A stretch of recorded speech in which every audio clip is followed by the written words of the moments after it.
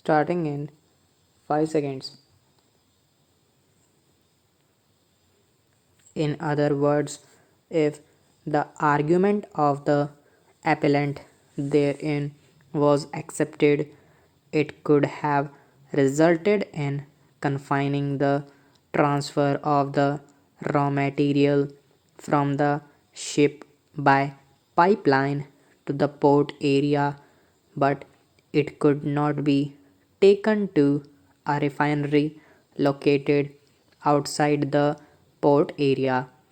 But the provision did contemplate transporting of the material from the ship to the refineries as also to terminals and vice versa. It was in the context that the court proceeded to hold that a purposive construction was needed to avoid a situation of absurdity, much turned on the presence of the words in the port area.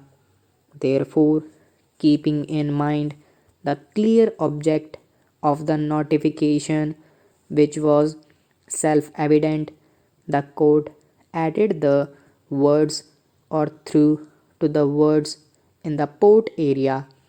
This facilitated the transfer of the raw material from the ships to a refinery or a terminal which need not have to be located in the port area.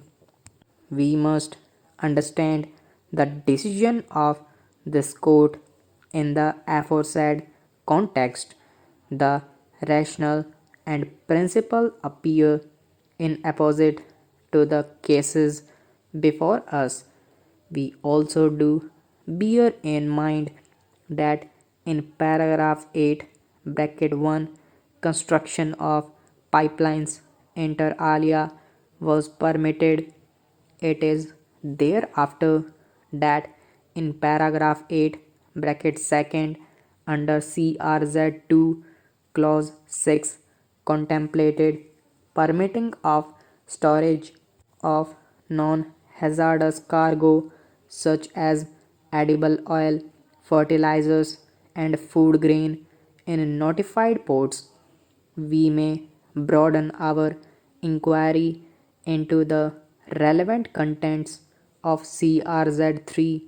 CRZ3 of the 2011 notification was divided into Area A, which inter alia dealt with areas up to 200 meters from HTL on the landward side in the case of seafront.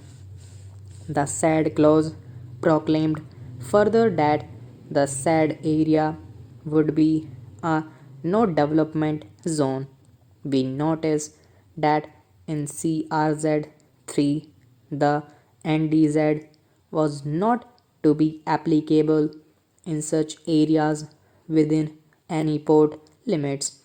Thus, the expression within made its appearance in relation to notified port limits again in the permitted activities in the NDZ under Area A viz up to 200 meters as aforesaid.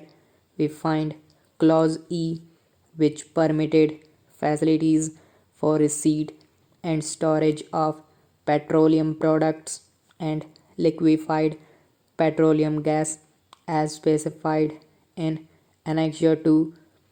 Area B of CRZ3 is described as the area comprised from 200 meters to 500 meters. Under the same, we notice that again facilities for receipt and storage of petroleum products and liquefied natural gas as specified in Annexure 2 was permitted.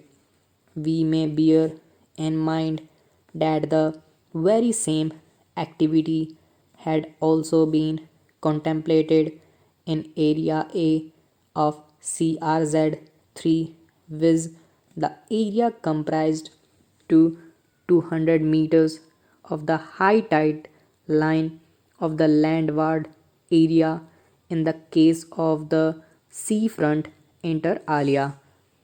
Interestingly, when it comes to storage of non hazardous cargo such as edible oils, fertilizers, and food grain in the notified ports, it was permitted activity in Area B of CRZ3 under Clause 4 thereof, that is, an area located between 200 meters to 500 meters. It must be noticed that CRZ3 had been classified in paragraph 7 essentially as relatively undisturbed area which did not belong to either CRZ1 or 2, which included the coastal zone in rural areas, both developed and underdeveloped, and also areas within municipal limits or in other legally designated urban areas which were not substantially built up. We have already noticed the classification of CRZ2 earlier as areas which had been developed up to or close to the shoreline. Can it then be said that storage of non hazardous cargo such as edible oil, fertilizers, food grain permitted in the notified ports in CRZ3 Area B be also permitted in CRZ3 Area A?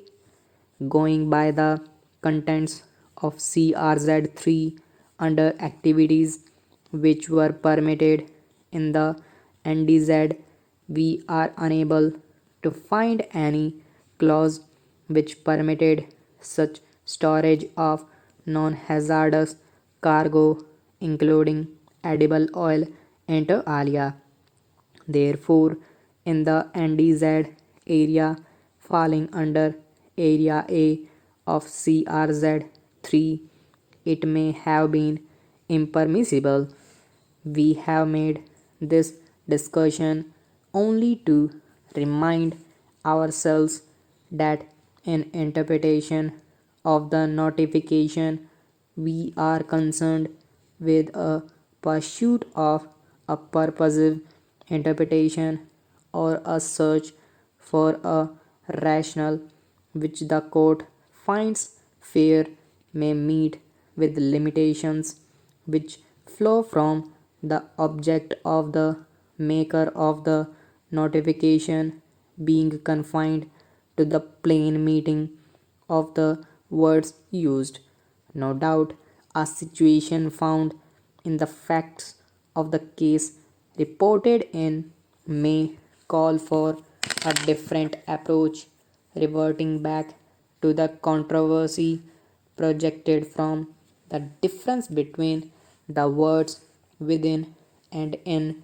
We may notice the following discussion of the NGT, which is a specialized body consisting of a judicial member and a technical member in a statutory appeal under the Act in Compact Oxford English Dictionary.